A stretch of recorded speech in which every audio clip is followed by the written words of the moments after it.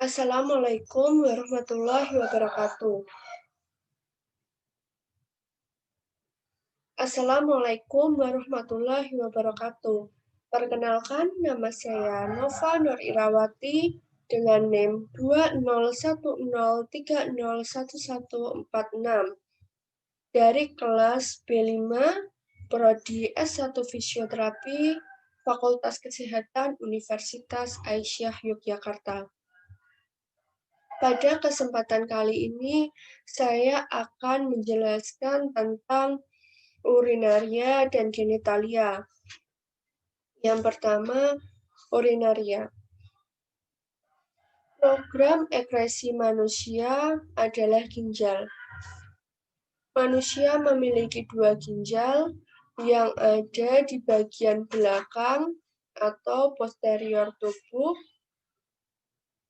Ginjal berbentuk seperti kacang dan panjangnya sekitar 10–12 cm. Kemudian proses pembentukan urin dimulai dari filtrasi atau penyaringan darah yang kemudian menjadi filtrat. Kemudian diproses sedemikian rupa lalu menghasilkan urin yang diekskresikan keluar tubuh. Berarti terdapat pembuluh darah yang menyuplai darah ke ginjal.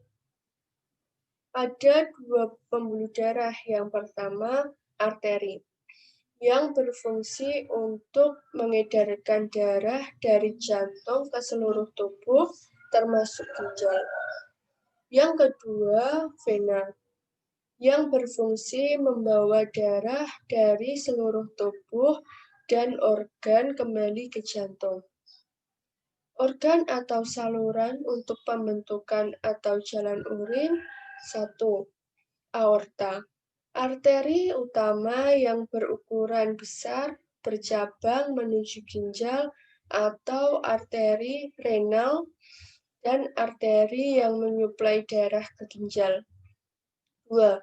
Vena renal, fungsinya untuk membawa darah hasil filtrasi dibawa ke ginjal untuk dibawa ke jantung. 3. Vena cava posterior, yaitu vena utama yang membawa darah dari organ ginjal yang terletak di posterior tubuh. 4. Ureter, yaitu saluran yang membawa urin yang terbentuk di ginjal menuju kandung kemih yang kemudian dikeluarkan melalui saluran uretra. 5. Arteri renalis, yaitu yang membawa darah keluar dari ginjal. Ginjal sendiri memiliki 3 struktur utama. 1. Korteks atau bagian luar. 2. Medula atau bagian dalam ginjal. 3. Pelvis renal atau bagian tengah.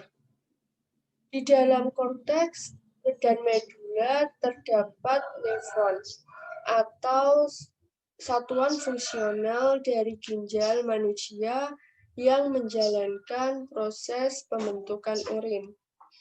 Dalam ginjal terdapat sekitar 1 juta nefron.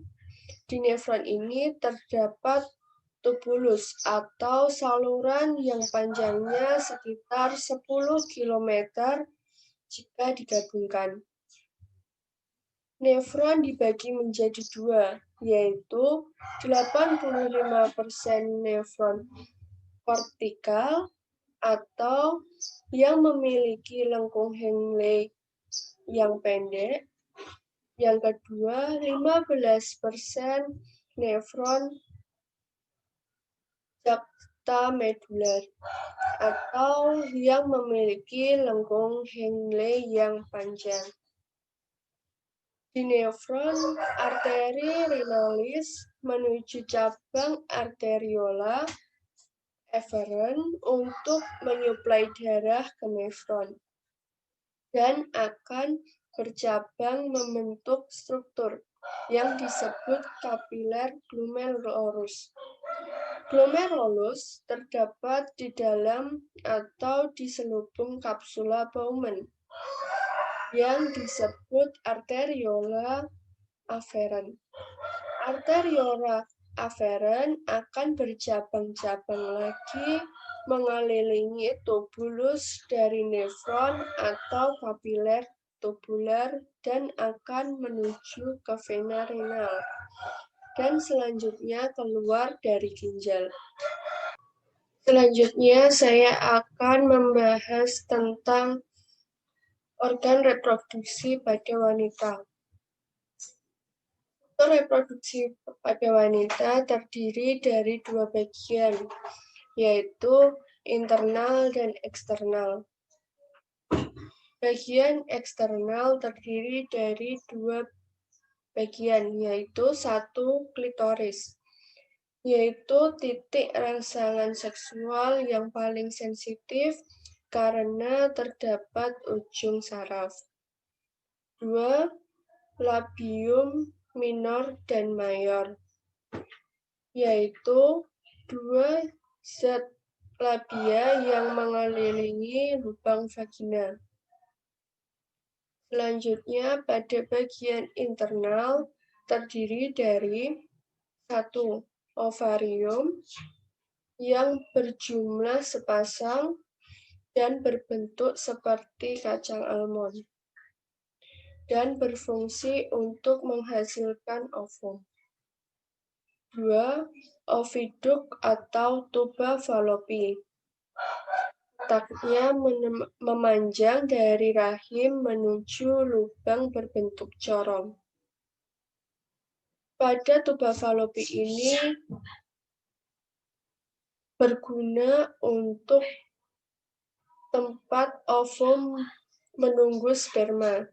Jika sudah bertemu, maka terjadi fertilisasi atau meleburnya sperma dan ovarium. 3. Rahim atau uterus, yaitu organ berotot yang dapat mengembang saat kehamilan dengan beban maksimum 4 kg. Lapisan dalam rahim disebut endometrium. Endometrium ini kaya akan pembuluh darah, sehingga terjadi menstruasi atau peluruhan endometrium. Mulut rahim disebut serviks. Pada bagian serviks ini yang paling sering terkena kanker, yaitu kanker serviks. Selanjutnya, 4. Vagina.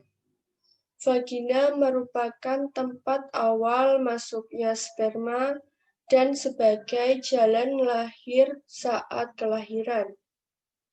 Vagina ini terletak dan elastis dan dilindungi oleh 2 sel labia. Pada vagina ini terdapat selaput tipis yang bernama selaput darah. Selaput darah akan semakin tipis dari waktu ke waktu dan akan pecah saat gairah seksual muncul. Dan semua bagian akan membesar dan menginduksi kelenjar testibular dekat vagina untuk pelumas. Selanjutnya, organ reproduksi pada pria. Yang pertama, skrotum atau kantung pembungkus testis.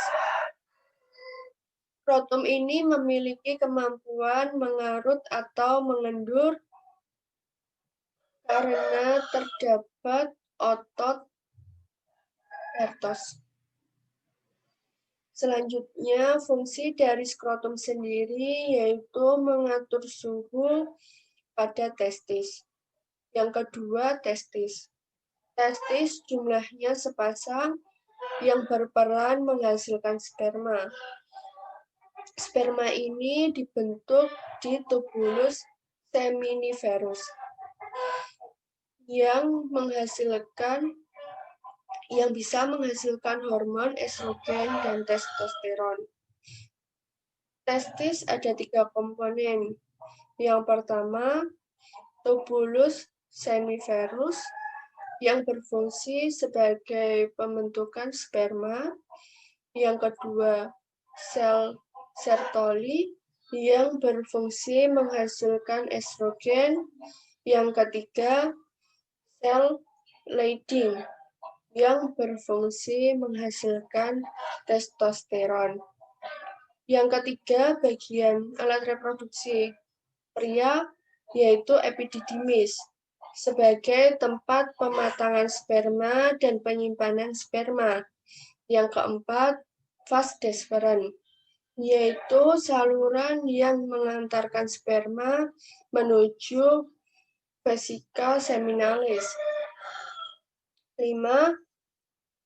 Vesika seminalis yang berfungsi untuk memberikan makan dan nutrisi ke sperma, serta menghasilkan getah semen.